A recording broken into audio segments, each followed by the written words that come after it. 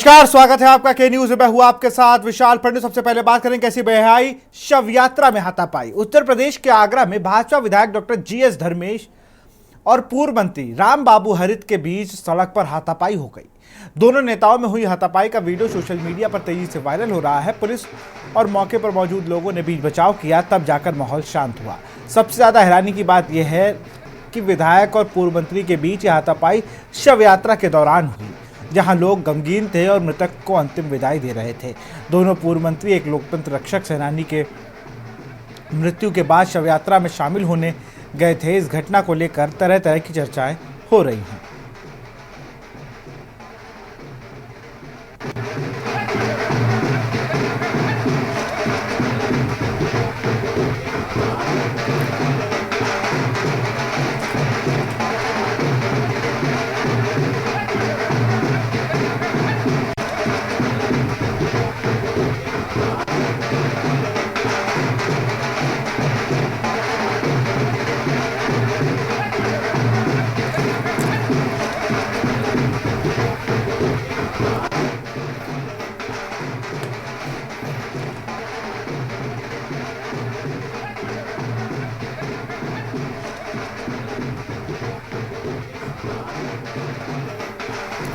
और इसी खबर पर अधिक जानकारी के साथ आगरा समाचार संवाददाता अजय चौहान जुड़ चुके हैं। अजय, अगर बात की जाए तो ये तस्वीरें बड़ा विचलित करने वाली हैं, परेशान करने वाली, कि एक शव यात्रा में दो जनप्रतिनिधि लड़ जाते हैं। देखिए विशाल, ये तस्वीर है, इसे बताने के लिए काफी है कि ब्रिगेड अम्बेडकर किसको कहते हैं, क्योंकि एक ही विधानसभा के दो पूर्व मंत्री, एक दर्जा प्राप्त राज्य मंत्री से हैं रामबाबू हरित, और दूसरे जो हैं वो डॉक्टर जीएस धर्मेश थे, जो पिछली सरकार, मतलब पिछली जो भाजपा की सरकार थी उसमें राज्य मंत्री थे, और फिलहाल वो विधायक हैं यहाँ पे।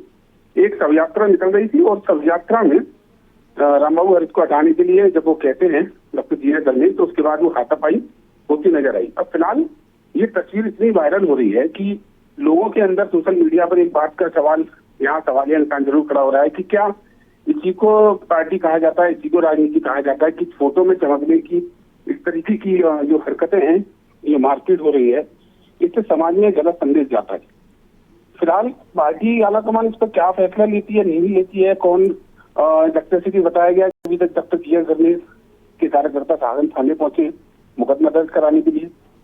फिलहाल मुकदमा दर्ज होता है नहीं होता, लेकिन एक बात तय है कि राजनीति में इस तरह की यहाँ पर सड़क पर, वो भी शव यात्रा में मारपीट की, जो हाथापाई की जो घटना है, इससे एक निंदनीय घटना माना जाएगा और इस पर समाज में गलत संदेश जाता है। एक चीज और भी है, मैं पूछूंगा अजिंदर, क्या कोई पहले का विवाद, ये विवाद क्यों हुआ?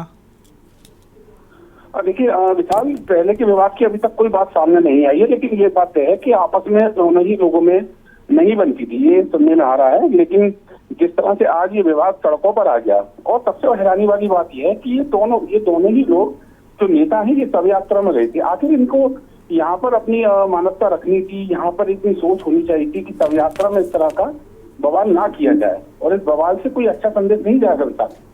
लोगों के मन में इन लोगों के लिए गलत भावना ही यहाँ पैदा होगी, और वो हो भी रही है। जी बिल्कुल, बहुत बहुत शुक्रिया आपका तमाम जानकारी के लिए।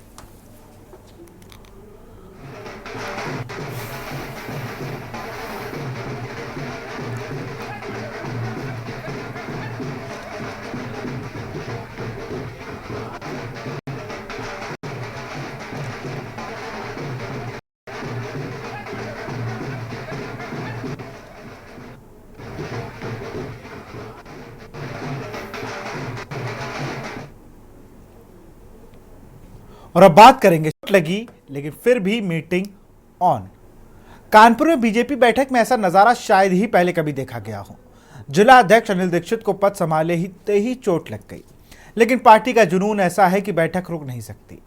बेड पर बैठे पदाधिकारी, तीमारदारों की बेंच पर बैठी महिला नेता और पीछे लगी बीजेपी की होर्डिंग। माहौल देख के लगता है कि अस्पताल नहीं कोई पॉलिटिकल वॉर रूम हो। दरअसल अनिल दीक्षित के जांग में फ्रैक्चर हो गया और वे हाल में भर्ती है, लेकिन सरकार के 8 साल पूरे होने पर धड़ाधड़ कार्यक्रम होने हैं। अब मीटिंग कैंसिल तो हो नहीं, तो जिला अध्यक्ष ने कहा बैठक असल में ही लो, और फिर जो नजारा बना वो किसी फिल्मी सीन से कम नहीं। बैठक के बाद अनिल दीक्षित ने कहा कि डॉक्टर कह रहे हैं कि 2 दिन में छुट्टी मिलेगी, फिर 10 दिन रेस्ट, लेकिन कार्यक्रम रुकेंगे नहीं। 14 अप्रैल तक पूरा एक्शन प्लान तैयार है। 1 महीने में फिर से अपने पैरों पर खड़ा हो जाऊंगा। नेतागिरी का ऐसा जज्बा देखकर मरीज भी चौंक गए। आखिर अस्पताल में ऐसी अनोखी बैठक शायद कभी हुई। आज सौभाग्य है कि हम सब लोगों ने लिया था कि कभी कभी बैठक में 2 बजे की बैठक है, हम लोग 4 बजे बैठक शुरू करते थे, तो जो कार्यकर्ता 2 बजे आ जाता था और 4 बजे बैठक पूरे 6 बजे खत्म हो गई, तो उसका तो 4 घंटा पूरा दिन चला गया। वो कहेगा दायित्व सारी कार्यकर्ता सब लोग हैं और हमने पीछे से लगा के आगे कार्यकर्ता नहीं है, इसके साथ कंधे से कंधा मिलाकर हमने पार्टी के कुछ महत्वपूर्ण कार्य आए हैं। परसों पार्टी की वर्चुअल बैठक हुई थी, आदरणीय अध्यक्ष जी ने, माननीय धर्मपाल जी संगठन मंत्री जी ने ली थी। उसके तहत जो पत्रक आया है, उस नाते उस कार्यक्रम को, सारे कार्यक्रमों को विधिवत रूप से धरातल में लाने के लिए इस बैठक का आयोजन किया गया था।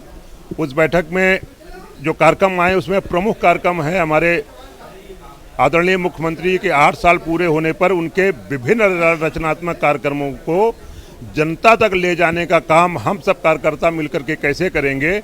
इसके साथ अन्य अभियान भी हमारे यहाँ आए हैं, उन अभियानों को विधिवत रूप से कैसे सुचारू रूप से संचालित किया जाएगा, उस नाते अपने पदाधिकारियों की, मंडल अध्यक्षों की, मंडल प्रभारियों की और जिम्मेदार अधिकारियों की बैठक आज हम लोगों ने बुलाई थी, इसलिए बैठक यहाँ बुलाई गई है। दायित्व सारी कार्यकर्ता सब लोग हैं और हमने पीछे से लगा करके आगे तक ऐसा कोई कार्यकर्ता नहीं है, इसके साथ कंधे से कंधा मिलाकर हमने सड़कों पे काम न किया।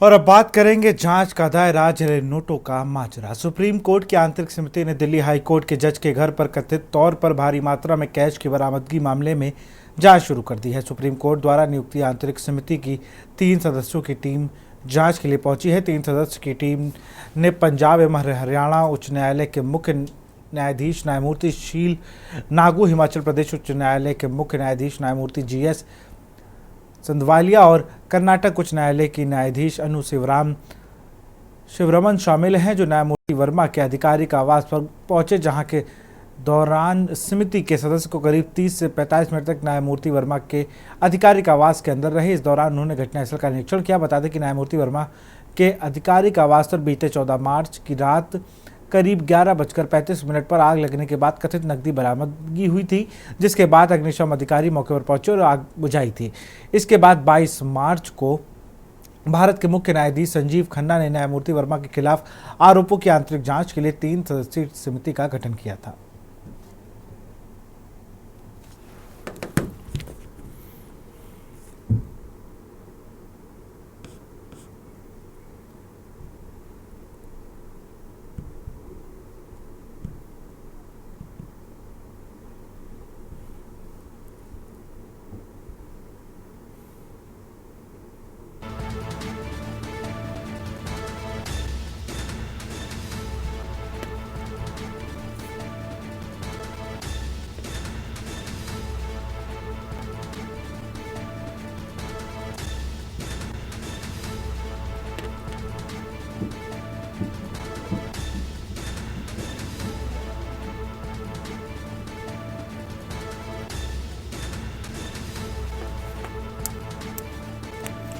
और इसी खबर में हमारे साथ जुड़ चुके हैं अनिल तिवारी, जो हाई कोर्ट बार इलाहाबाद अध्यक्ष भी हैं। अनिल जी, कल आप लोग का संघर्ष था, अभी भी आप लोग बेमियादी हड़ताल पर हैं, क्या लगता है मांगे आपकी हैं वो मानी जाएंगी?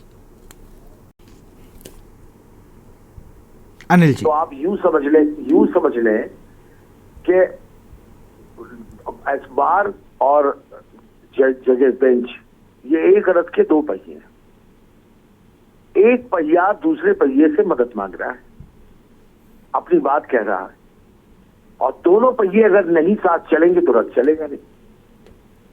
तो क्या आपको लगता है कि दूसरा पहिया अपने पहले पहिए की बात नहीं सुनेगा आधा। और दूसरा, मेरा विश्वास ये है कि अभी भी सुप्रीम कोर्ट में जो हमारे जजेस हैं वो बहुत ही हाई स्टैंडर्ड के जजेस हैं, absolutely honest, dedicated, hard working.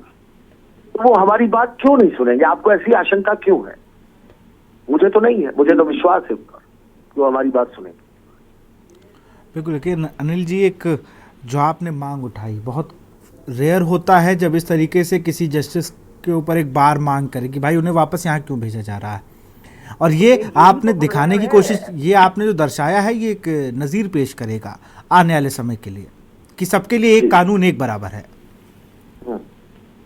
ये भी तो रेयर है किसी जज के यहाँ से इससे पहले इतने कैश बरामद है। मैं अपना अनुभव बता रहा हूं भाई साहब, जाक है वहां, 1 करोड़ रुपए को जलाइएगा, 1 मुट्ठी से ज्यादा राख नहीं आती।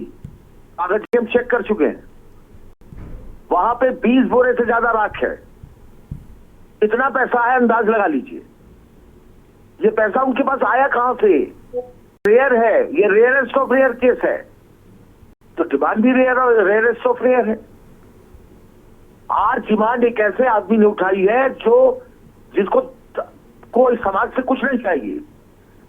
और याद रखिएगा भाई साहब, मैं आपके चैनल के माध्यम से मैं हिंदुस्तान सबसे कह रहा हूं, जिसको कुछ नहीं चाहिए होता है उससे भगवान उससे लोगों को मना करता है, इससे मत करो।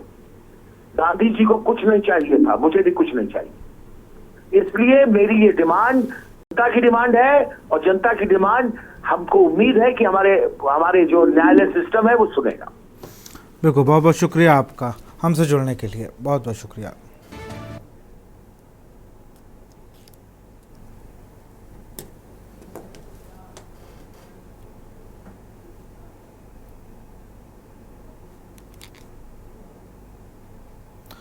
और अब बात करेंगे संगठन विस्तार पर मंथन। राजधानी लखनऊ में बसपा सुप्रीमो मायावती ने ओबीसी समाज के साथ विशेष बैठक की। बैठक बसपा कार्यालय में आयोजित की गई। इसमें ओबीसी समाज के नेता शामिल हुए। बैठक में ओबीसी समाज के हितों पर चर्चा की गई। बता दें कि बसपा कार्यालय में आयोजित बैठक में बड़ी संख्या में ओबीसी नेताओं ने हिस्सा लिया। बैठक में प्रदेश भर में संगठन की मजबूती के साथ आने वाले चुनाव की रणनीति पर चर्चा की गई। जमीनी स्तर पर पार्टी के प्रदर्शन और विचारधारा को पहुंचाने पर चर्चा हुई। इस दौरान सभी को पार्टी की विचारधारा को जन जन तक पहुंचाने के लिए कहा गया। वहीं जनसंपर्क अधिकारी और तेज करने के लिए निर्देश दिए गए हैं। मायावती ने कहा कि सभी कार्यकर्ता जनता के बीच जाएं, उनकी समस्याओं को जाने और समझे, पार्टी की नीतियों को प्रभावी ढंग से उन तक पहुंचाएं।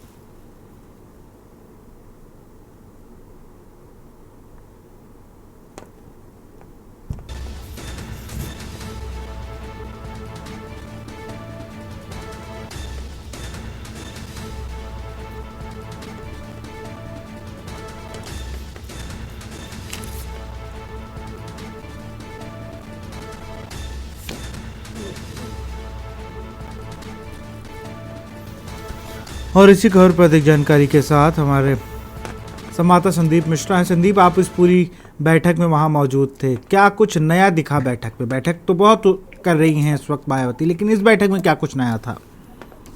देखिए विशाल, बिल्कुल कहा जा सकता है कि बसपा सुप्रीमो मायावती अपने उस कोर वोट बैंक को पाने के लिए लगातार प्रयास कर रहे हैं।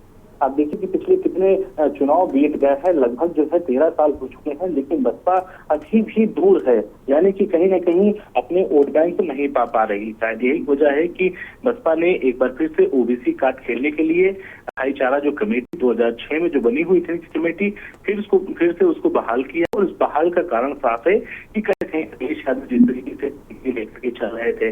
तो अब बसपा भी कहीं ना कहीं भाईचारा कमेटी के माध्यम से जो है सभी को जोड़ने का प्रयास करेगी। इसीलिए शायद आज सभी कई जिलों के और कई कोऑर्डिनेटर के नाम जो है वो घोषित कर दिए हैं और इस भाईचारा कमेटी को आगे बढ़ाया जाएगा, जिससे कि 2027 के चुनाव में बसपा एक बेहतर रिजल्ट दे सके उत्तर प्रदेश में खासतौर पे, क्योंकि 2007 के बाद से बसपा अपने ही वोट को लगातार पछड़ते चली जा रही है। कहीं देखा गया है 9% वोट बैंक रहा है, तो कहीं देखा गया है 7% रहा है।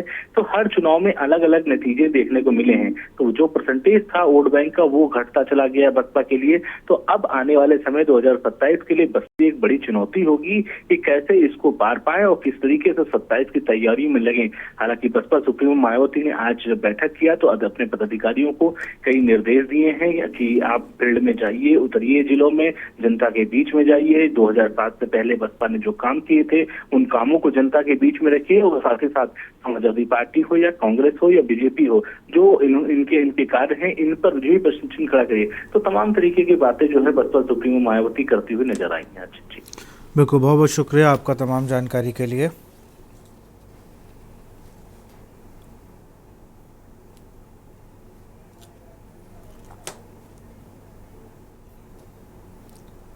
बात करेंगे राजधानी के बदले का फेज बजट पेश, लेकिन एक छोटे से ब्रेक के बाद।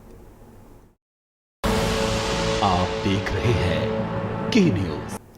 ब्रेक के बाद आपका स्वागत है। दिल्ली विधानसभा में मंगलवार को मुख्यमंत्री रेखा गुप्ता ने भाजपा सरकार का पहला बजट पेश किया। विधानसभा ने वर्ष 2025-26 के लिए 1 लाख करोड़ का बजट आवंटित किया है। बजट के दौरान सीएम ने इस बार बजट में बुनियादी ढांचे, शिक्षा, स्वास्थ्य सेवा, साफ पानी, स्वच्छता, प्रदूषण नियंत्रण जैसे प्रमुख मुद्दों पर ज़्यादा जोर दिया है। बीते कई सालों से दिल्ली में हर साल प्रदूषण को लेकर लोग ज़्यादा परेशान और सरकार चिंतित रहती। सरकार ने बजट में दिल्ली के पर्यावरण और प्रदूषण को लेकर सतर्क दिख रही है। मुख्यमंत्री ने 506 करोड़ रुपए की मदद पर्यावरण को सुधारने के लिए आवंटित की है, तो वहीं दूसरी तरफ 300 करोड़ रुपए प्रदूषण से निजात के लिए आवंटित किए गए हैं। बजट में बुनियादी ढांचा, शिक्षक, स्वास्थ्य, प्रदूषण नियंत्रण पर जोर रहेगा। एयर क्वालिटी को सुधारने के लिए प्रदूषण मॉनिटरिंग सिस्टम और ग्रीन कवर डालने पर जोर दिया जाएगा। आगे कहा गया कि हमारी सरकार दिल्ली में क्लाइमेट चेंज, एयर क्वालिटी पर काम करेगी।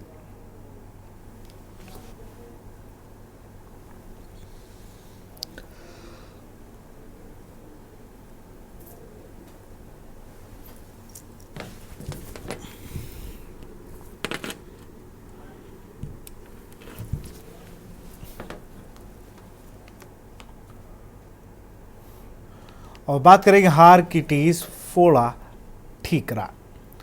फर्रुखाबाद से खबर है, सपा नेता नवल किशोर साग का गंभीर आरोप लगाया है। उन्होंने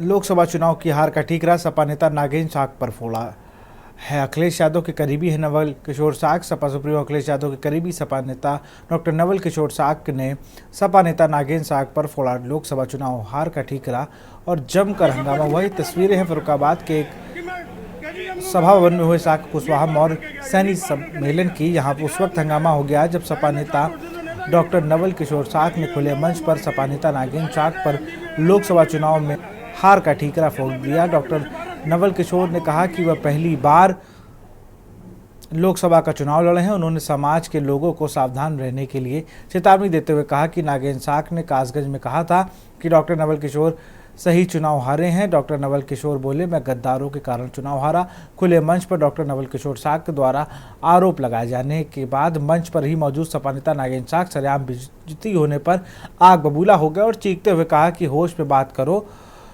तभी डॉक्टर नवल किशोर साग ने बोला, क्या कर लोगे, बस फिर क्या था। मंच पर हंगामा शुरू हो गया और मामला हाथापाई तक पहुंच गया और दोनों के समर्थकों के बीच जमकर कहासुनी हुई। काफ़ी देर तक हंगामा चलता रहा, जिसके बाद डॉक्टर नवल किशोर साग अपने समर्थकों के साथ वहां से चले गए। हंगामे के बाद सपा नेता नागेंद्र साग ने कहा कि डॉक्टर नवल किशोर के पास फर्जी डिग्री है। नागेंद्र साग ने रात 11:44 पर अपने फेसबुक पर वीडियो पोस्ट किया और लिखा कि पूर्व लोकसभा प्रत्याशी रहे नवल किशोर ने लोकसभा चुनाव में हार के सदमे के चलते मेरे ऊपर समाज कल्याण के सार्वजनिक मंच पर अभद्र टिप्पणी की है एवं समाज या गद्दार जैसे शब्दों का प्रयोग किया है, जिसमें सुनने के बाद समर्थकों में गर्मा गर्मी तेज हो गई। एवं उन्होंने कहा कि नवल किशोर साग का बहिष्कार किया एवं मंच से बेइज्जत कर भगाया। हालांकि इस पोस्ट के बाद सपा नेता नागेंद्र साग ने कुछ देर बाद डिलीट कर दिया। 2027 के चुनाव की तैयारी शुरू होने के साथ ही एक दूसरे पर दोष मढ़ने का सिलसिला भी शुरू हो चुका है।